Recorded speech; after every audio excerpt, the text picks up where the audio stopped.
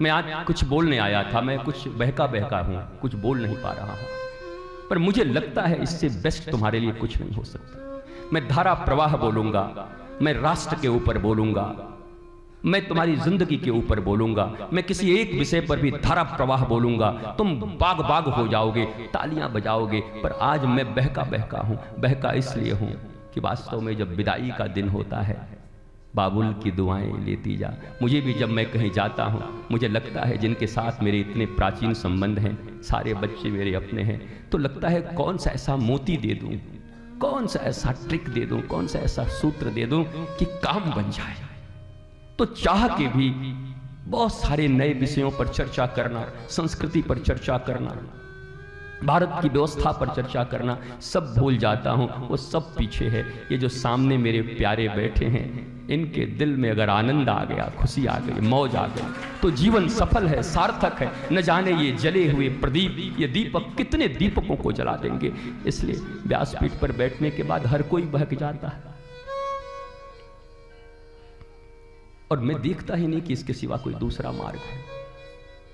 किसी नरेंद्र को विवेकानंद बनने के लिए रामकृष्ण की जरूरत पड़ती ही है, किसी भी शिवा को छत्रपति शिवाजी बनने के लिए समर्थ श्री रामदास जी की जरूरत पड़ती है। अरे छोड़ो दुनिया वालों, गोविंद का भजन करते करते जिसने बचपन से सबका परित्याग कर दिया, गलियों में घूमने लगी, उसे भी रोने के सिवा कुछ नहीं मिला। लेकिन अपने 42 साल के उम्र में जब उस मीरा को रैदास जी के रूप में, इसी जब गुरुदेव के रूप में रैदास जी मिले, और तब जाकर गुरु के ज्ञान से वो 42 साल तक कृष्ण के लिए रोती रही, चिल्लाती रही, गलियों में दौड़ती रही। अगर मैं जान जाती की प्रीत किए दुख होए, तो नगर ढिढोरा पीटती कि प्रीत न करियो ये काले से कोई। इतना दर्द मीरा के जीवन में। पर गुरु जब मिलते हैं, अचानक 42 साल की उम्र में रैदास जी को गुरु के रूप में स्वीकार करती है। रैदास जी ने अपने जीवन के कुछ ऐसे सूत्र दे दिए, केवल राम नाम तो कहने की बात है, जीवन के ऐसे सूत्र दे दिए, सारी दुनिया कहती है, गोस्वामी तुलसीदास कहते हैं कि गुरु बिन भव निधि तरहि न कोई, जो बिरंच शंकर सम होई। पर मीरा कहती है भव सागर सब सूख गए हैं। मीरा कहती है भवसागर पार करने की चिंता वो करें, मेरे तो गुरु जिस दिन से मिले हैं मेरा भवसागर ही सूख गया है, पार करने की जरूरत नहीं। बाबा तुलसीदास से आगे बढ़कर एक शब्द कह रही है मीरा, तुलना नहीं है, लेकिन समझो मीरा कहती है कि हमको अब कोई भवसागर पार नहीं करना है। ऐसी लागी लगन, गुरु चरणन में लागी प्रीत, ऐसा रंग, ऐसा मेरा मन मतंग हुआ है क्या। बोला दुनिया भवसागर पार करने के लिए सोच रही है, पर वारे मेरे गुरुदेव तेरी ऐसी कृपा हो गई कि हमारा भवसागर सूख गया है, कहीं आने जाने का कोई मामला ही नहीं बनता। पार क्या करना है साहब। दुर्वासा की तरह जमुना जी जगह दे रही हैं दुर्वासा जी को, गोपियों को जगह दे रही हैं। भगवान नंद बाबा जब भगवान कृष्ण को मस्तक पर लेकर के सूप में जा रहे हैं, तो यमुना जी जगह दे रही हैं जाने के लिए। होगी यमुना जी में बाढ़, पर नंद नंदन जब मस्तक पर सवार हो, कृष्णम वंदे जगत गुरुम को जब लेकर के कोई मस्तक पर चलता हो, तो यह बाढ़, ये ज्वालामुखी, ये आने वाले जीवन में उथल पुथल तूफान कुछ नहीं बिगाड़ सकते। ज्वालामुखी भी रास्ता दे के तैयार रहती है। बड़ा रवकार है हमारे नंद नंदन आ रहे, बस मस्तक पर कौन हो, बुद्धि में कौन हो, चिंतन में कौन हो, वो कृष्णम वंदे जगत गुरुम हो। बुद्धि में, मस्तक पर रखने का यही मतलब है। सूप पे रख लिया, दौरी पे रख लिया, माथे पे, मस्तक का मतलब बुद्धि में कृष्ण आ गए, बुद्धि शुद्ध हो गई, विवेकवान हो गए। अब इस बुद्धि में कृष्ण के सिवा कुछ नहीं, आनंद के सिवा कुछ नहीं, कृष्णम वंदे जगत गुरुम के सिवा कुछ नहीं।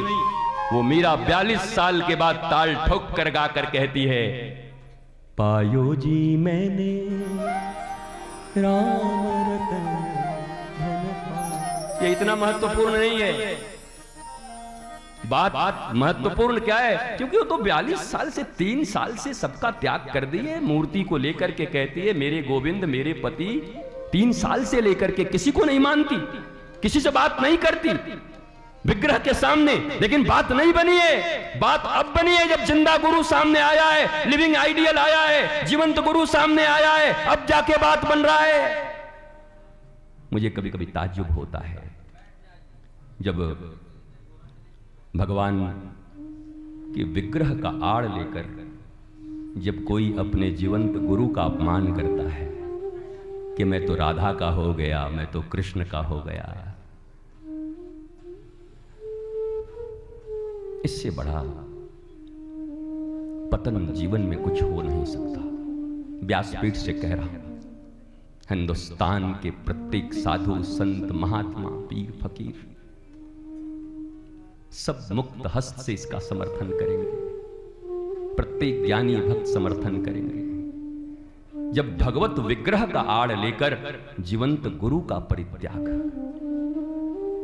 लोग कहते हैं बलि ने तो महाराज गुरु का त्याग किया था। बलि तो असुर था, उनके गुरु भी शुक्राचार्य थे, लेकिन वहां भी मामला तब था, त्याग कब किया था जब जीवंत वामन भगवान आए जीवन में।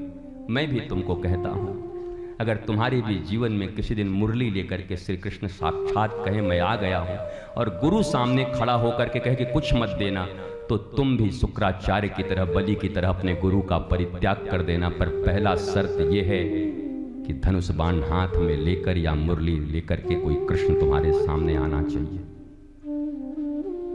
खेल करते हो, शब्दों से खेलते हो। हिंदुस्तानियों की आदत है शब्दों से खेलने की। शब्द बहादुर हैं लोग। विग्रह है, विग्रह विग्रह के सामने गुरु का अपमान, विग्रह के सामने गुरु का अपमान। और वही महादेव नमामि समीशान निर्वाण रूपम, काकभुसुंडी का रूप जो मैंने बता दिया 2 दिन पहले, क्या हुआ? तो 42 साल में मीरा ने कहा पायो जी मैंने राम रतन धन पायो, नाम रतन धन पायो। और अगला लाइन, वस्तु अमोलक दिन है मेरे सतगुरु, वस्तु अमोलक, ये तुम्हारे काम पायो जी मैंने 42 साल में मौज पायो, आनंद पायो, लेकिन वस्तु अमोलक दीन है मेरे सतगुरु ने।